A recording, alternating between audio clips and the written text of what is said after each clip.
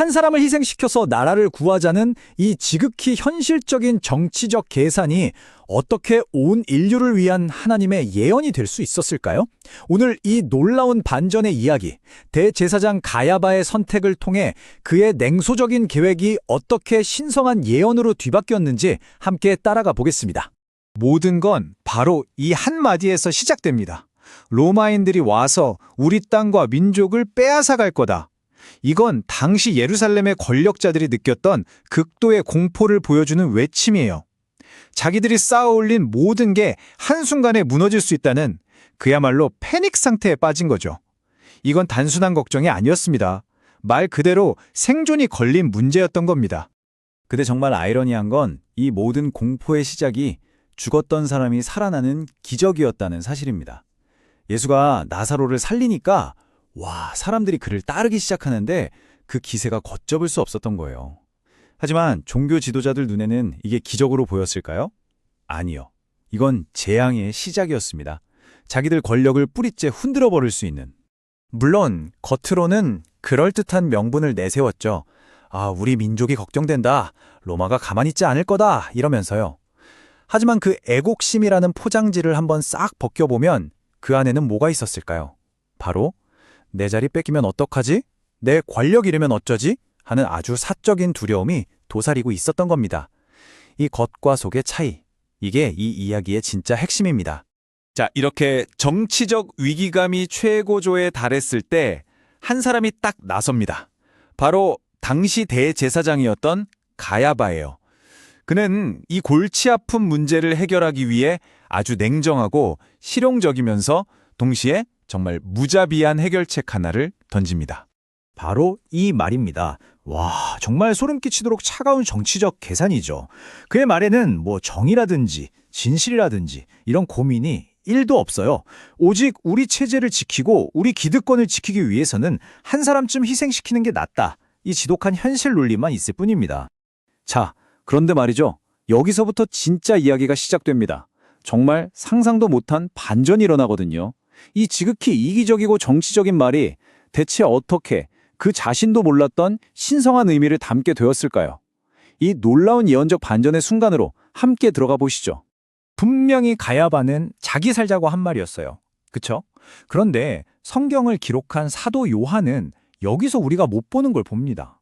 바로 그 악한 의도로 가득 찬 입을 통해 하나님의 뜻이 선포되는 기가 막힌 순간을 포착한 거예요. 대체 그의 말 뒤에 어떤 진짜 의미가 숨어 있었던 걸까요? 이걸 바로 무심코 한 예언이라고 부릅니다.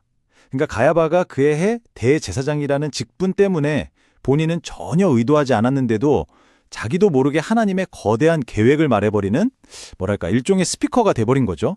자기 의도랑은 완전히 상관없이요. 사도 요한은 가야바의 말을 이렇게 놀랍게 재해석합니다. 예수의 죽음이 단순히 한 민족, 유대인들만을 위한 게 아니라는 거예요. 온 세상에 흩어져 있는 하나님의 자녀들을 하나로 모으기 위한 것이라는 엄청난 선언입니다. 이야기의 스케일이 한 나라에서 전 세계적인 가족 공동체로 확장되는 순간이죠.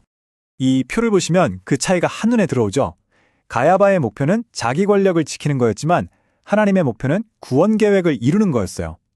가야바는 예수를 제거하려 했지만 하나님은 바로 그 죽음을 통해 구원을 제공하셨죠. 이처럼 인간의 악한 계획마저도 하나님의 더 큰 선을 이루는 도구가 될 수 있다는 것, 정말 놀랍지 않나요?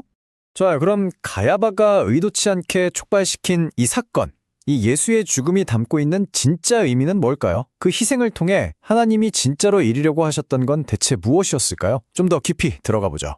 십자가가 이룬 일을 크게 3가지로 정리해 볼 수 있어요. 첫째, 죄인을 구원합니다. 한 사람의 죽음으로 수많은 사람이 생명을 얻게 되는 거죠. 둘째, 그렇게 구원받은 흩어진 사람들을 하나의 공동체로 모읍니다. 그리고 마지막으로 이 모든 사건 앞에서 우리 각자에게 선택을 요구해요.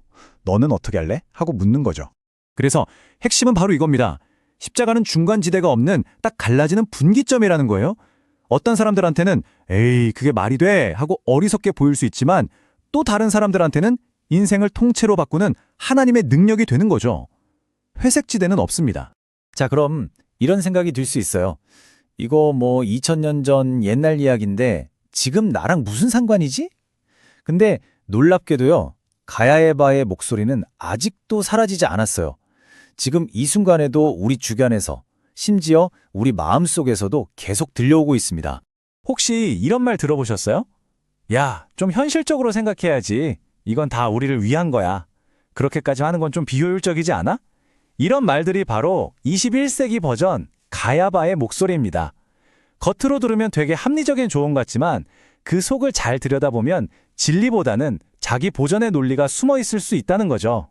그런데 사실 진짜 무서운 건요, 밖에서 들려오는 소리가 아니에요. 가장 분별하기 힘든 가야바의 목소리는 바로 우리 마음속에서 울리는 소리일 수 있습니다. 왜냐면 이건 다른 사람의 말이 아니라 내 생각, 내 욕망, 내 두려움처럼 들리거든요. 훨씬 더 교묘하죠. 그래서 이쯤에서 한번 우리 자신에게 솔직하게 물어볼 필요가 있는 것 같아요. 제가 몇 가지 질문을 던져볼 테니 한번 곰곰이 생각해보는 시간을 가져보면 어떨까요? 첫 번째 질문입니다.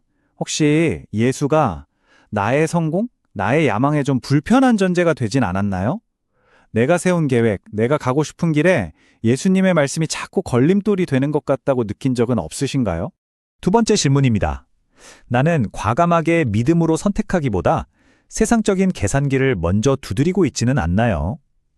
하나님을 믿는다고 말은 하지만 결정적인 순간에는 결국 더 안전해 보이고 더 이득이 될 것 같은 길을 선택하고 있지는 않은지요? 그리고 마지막 질문입니다. 나는 내 이익을 위해서 하나님께 순정하는 것을 잠시 옆으로 미뤄두려는 유혹을 받고 있지는 않나요? 이번 한 번만 눈 감자. 이것만 해결하고 제대로 믿자. 이런 생각들 말이죠. 오늘 우리가 나눈 이야기 전체를 딱 한 문장으로 요약하면 바로 이겁니다.